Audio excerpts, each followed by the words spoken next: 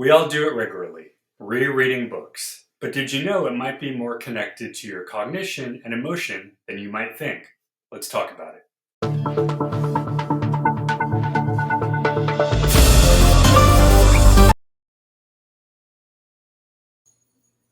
Hello, everybody. My name is Rob. This is my mom, Karen. You are watching Books, Banter and Beyond. And if there's one thing you know about me, Mom, it is nostalgia is one of my favorite things. Yep. And I love going back and rewatching, rereading, finding old toys on Amazon that I can play with again as an adult because why not?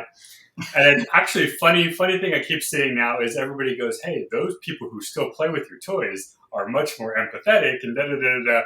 I don't know if they're real or not, but I love reading it because I'm like, hey, that's me. I must be a better person. You digress. Okay. I digress. That's the beyond part, right? Okay. All right. So one thing for today is we're going to talk about rereading books and specifically why it's more than just a hobby.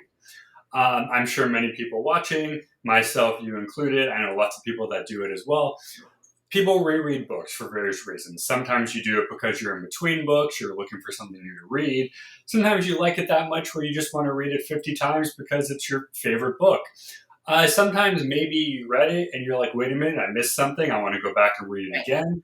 Right. So there's all different reasons to do so, such as nostalgia, comfort, all that stuff. But while I was doing this research, I found out that it might be more brain activity related than I once thought.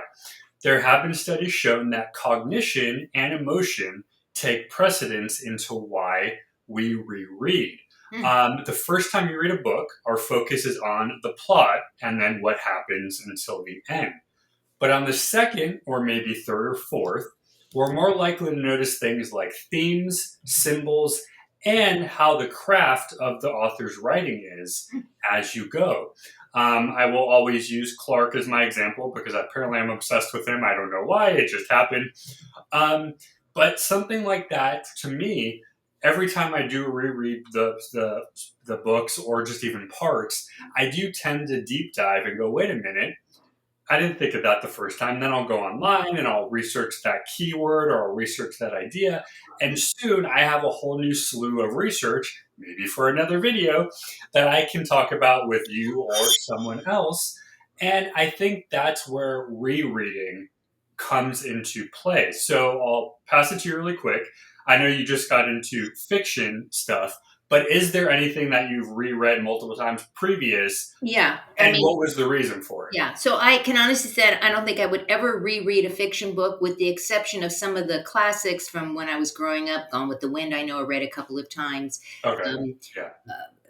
The Nancy Drew books, I think I read a couple. But in terms of rereading, it would be the nonfiction books for me. It would be like something that has to do with my mind or my brain or a business concept where I have underlined it already one time. And then I've gone back in and highlighted it. And then I've made notes because my belief, especially with nonfiction books, is that if you cannot teach somebody, you just got very weird there, Rob. Hello, that was weird.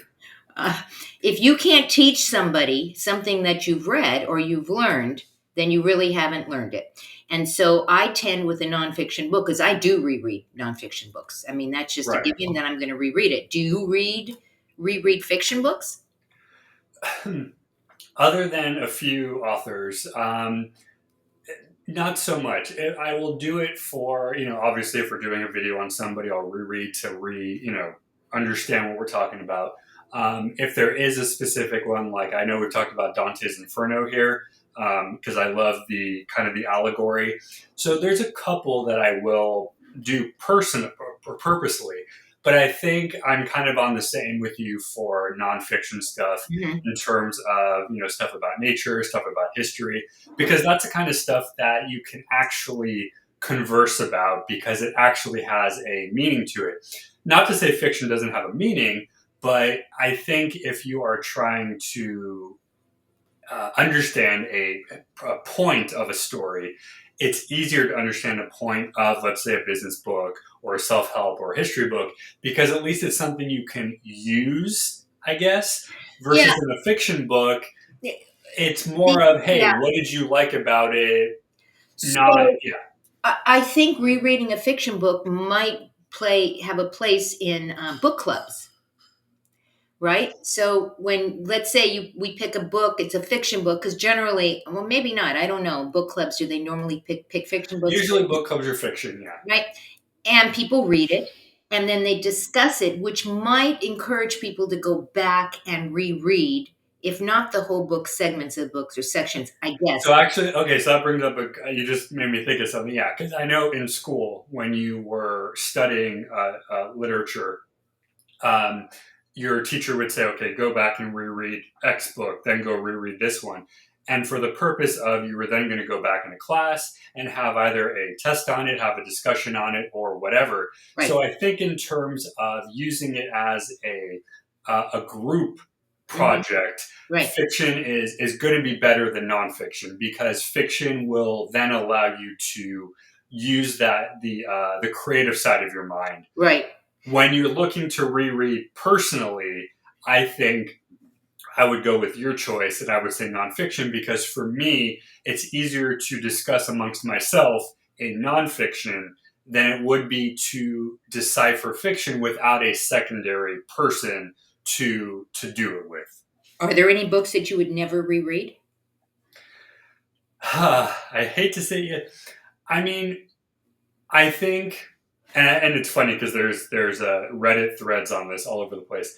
The books that you had to do in school, a lot of people, including myself, are just, you don't want to touch it anymore, because, especially for me, because I know I switched from private to public school and apparently read the same thing about 3-4 times, because it was because they didn't think I read it the first time, and I'm like, oh goody, I get to read this book again for the 30th time. There are certain things, because of the connection you have, where you're like, oh God, this is what I had to read when I was in high school. It doesn't leave a pleasing taste in your mouth because of your memory of doing so.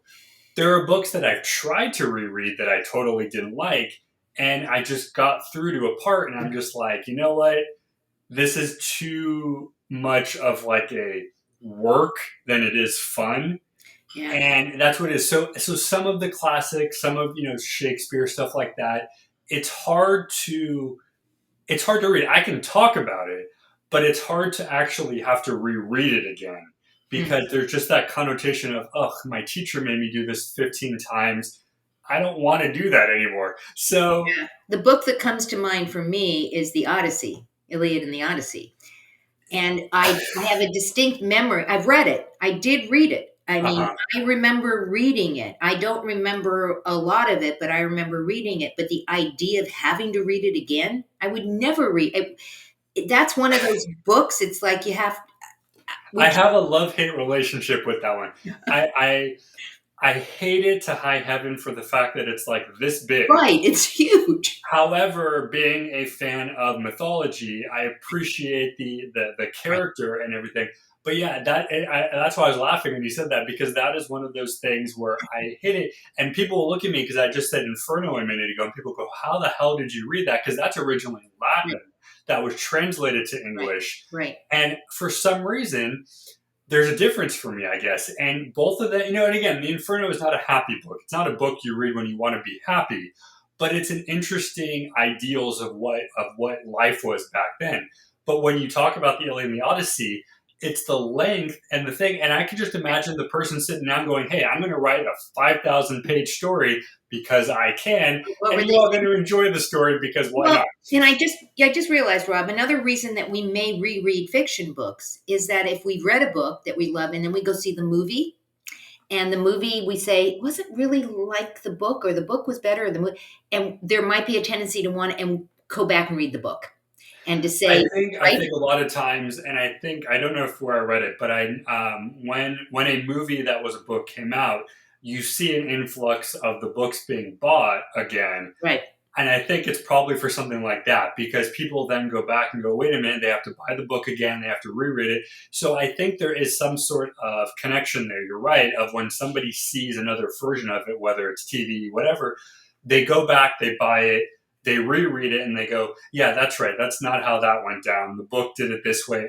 And then you have that whole debate of, why are you doing this? And why are you making a movie out of it? You're ruining that.